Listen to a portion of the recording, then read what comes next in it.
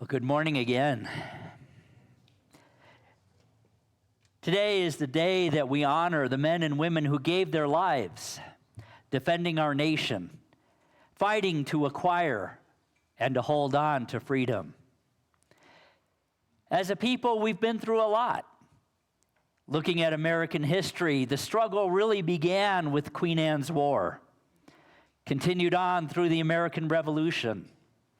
There were wars with the native population, the American-Algerian War, the Quasi-War of 1798, the Barbary Wars, the War of 1812, more wars with native peoples, Mexican-American War, the Civil War, the Opium Wars, the wars against the Joseon dynasty, which is considered the first Korean War, the Egyptian War of 1882, still more wars against native peoples, the Samoan War of 1898, the Spanish-American War, the Banana Wars in South America, World War I, World War II, the Korean War, the Cold War, the Vietnam War, the Gulf War, Afghanistan, Yemen, Iraq, and many, many more than I have mentioned just now.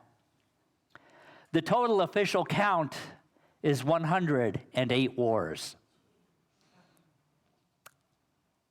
with 2.83 million combatants killed.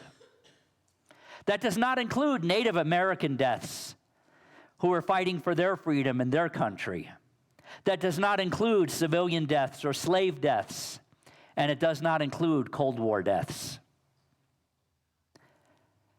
I say this because whether we believe a particular war was justified or not, many have died defending or trying to gain freedom. And so today, we honor their memories. We set aside judgment. We simply honor the sacrifice. Today, the inspiration for me was inspired by an article I read when I was a child. I had an uncle who served in General George S. Patton's Fourth Army in World War II. He was at the front lines. He was at the Battle of the Bulge. He didn't talk much about his service, but he had saved every newsletter his battalion had ever had, and we used to like to read those when we were children. And I remember one particular article that changed my view. It was an article, and I don't remember who the interviewer was, but an interviewer was interviewing General George S. Patton. Now, General Patton was not particularly known as a warm, cuddly, peaceful person. I know, I can hear some of you know history. But he was a warrior. He claimed to be a warrior. He said, "My role is to lead armies, and I incarnate whenever I am needed." And he said, he said, "I love war." And so the interviewer said, "So do all soldiers love war?" And he said, "Of course not." And they asked him, "What is the dream of every true soldier?" And he replied, "Every true soldier's dream is that there will one day be no more need for soldiers." That line, that sentence resonated with me down through the years, bringing me to this moment, where perhaps today the highest honor we can give those who died is to use the freedom they fought for to create a world of peace. Maybe we can finally create a world where every human being is able to shine like diamonds in the sun. So as we think about shining like diamonds in the sun, imagine what such a world would look like. Imagine a world where every human being had food, clothing, shelter, where every being lived with dignity, was empowered to shine. Imagine a world with no more war, no more violence. One of the things that we know to be the truth in unity is that all things begin in imagination. In a speech before Harvard University in 2008, J.K. Rowling said this: Empower your imaginations, because imagination will help you reconstruct your life. She went on to describe the idea and function of imagination in each of us in an intriguing way. She said, it is inarguably the most transformative and revelatory capacity is the power that enables us to empathize with humans who experiences we have never shared. She claimed that imagination is the root of all creativity and innovation. Not only the uniquely human ability to picture the unreal, but the ability to imagine bridges. She went on to say, we do not need magic to change the world. We carry all the power we need inside of ourselves already. We have the power to imagine better.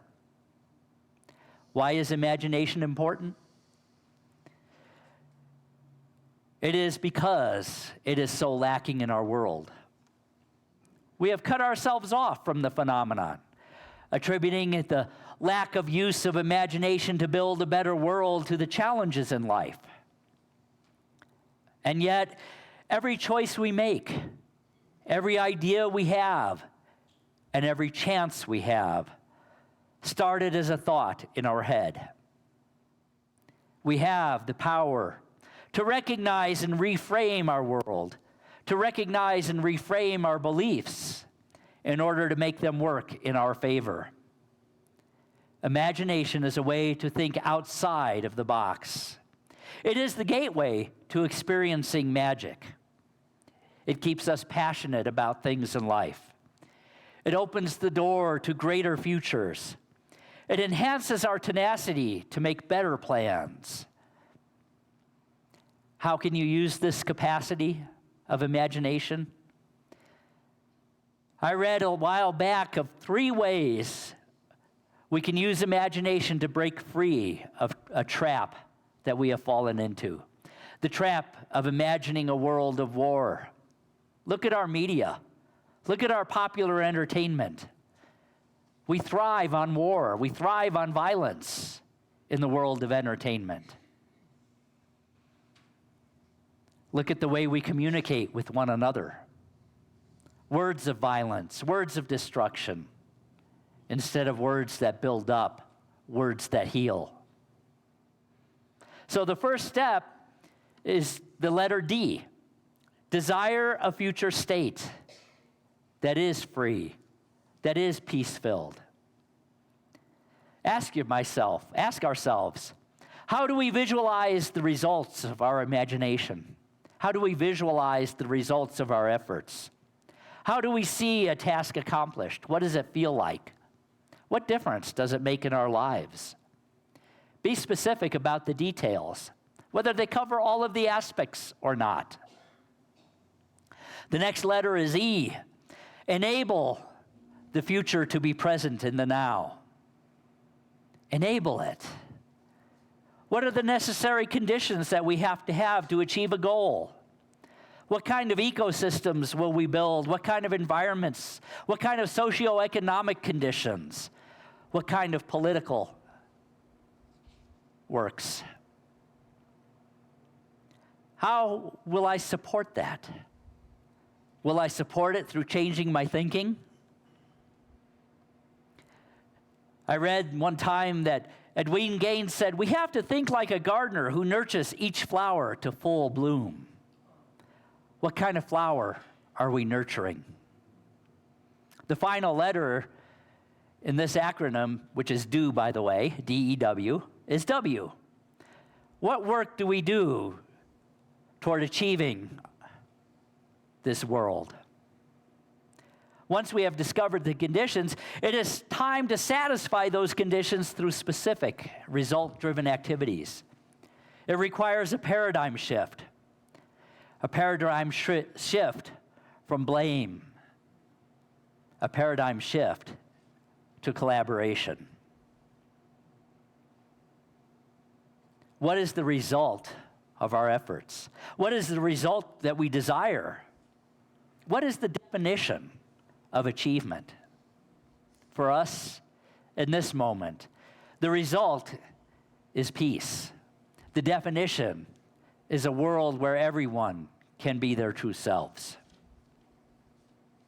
And once we develop and use our imagination to do this, we can change our lives, or at least that part of it that is within our control. The only thing we need to keep reminding ourselves is that there are no limits to our imagination.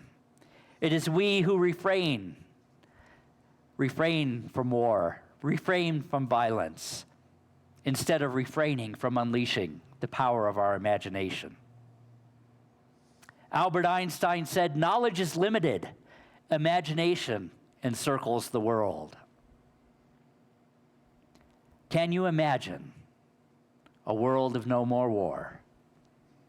A world where everyone is one family. Can you imagine? So let us imagine a Memorial Day that celebrates not only those who made the greatest sacrifice, but those who made the new world possible. For it is true that the world we desire can only be created by those who are free.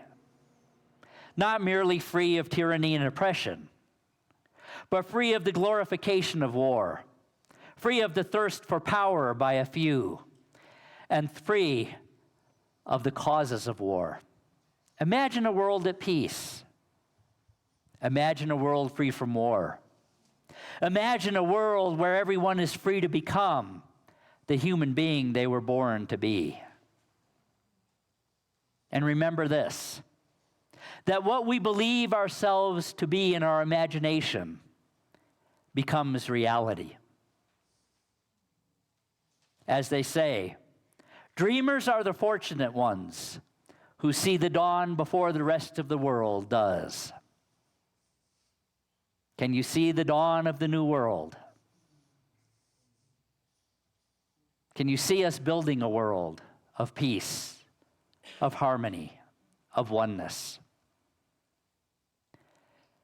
Up to this point, we have picked up guns and bombs to create that world. Beginning today, let us pick up our hammers and build the world of peace.